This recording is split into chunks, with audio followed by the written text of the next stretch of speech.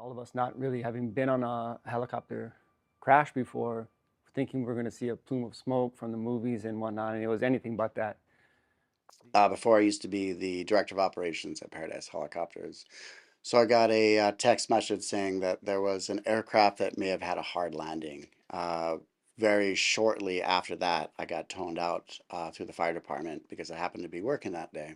We're just riding along and I'm kind of showing them my tour and talking to them. And about 20 minutes into the flight, I heard this loud noise. It kind of was like a boosh, like a whoosh noise.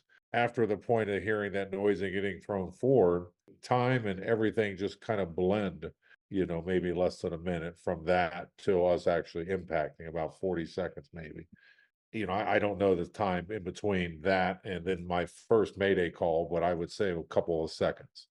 Told my passengers again to brace for a hard landing. So, the next thing I remember is the impact. Us hitting, a lot of noise, a lot of screaming, a lot of crunching. From what the NTSB described it was that these passengers survived an unsurvivable accident.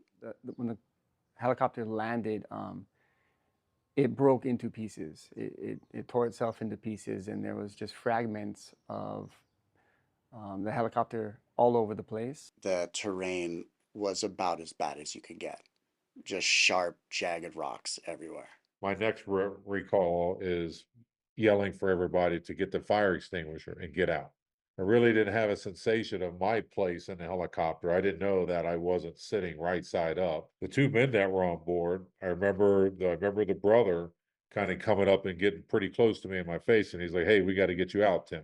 And he left, and he came back with one of our rotor tie downs. He came back and he tied my arm up and made me a sling while I was still hanging about maybe 2 feet from the ground, the lava there.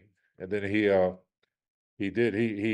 got down on his hands and knees and he cut my seatbelt and let me land on him.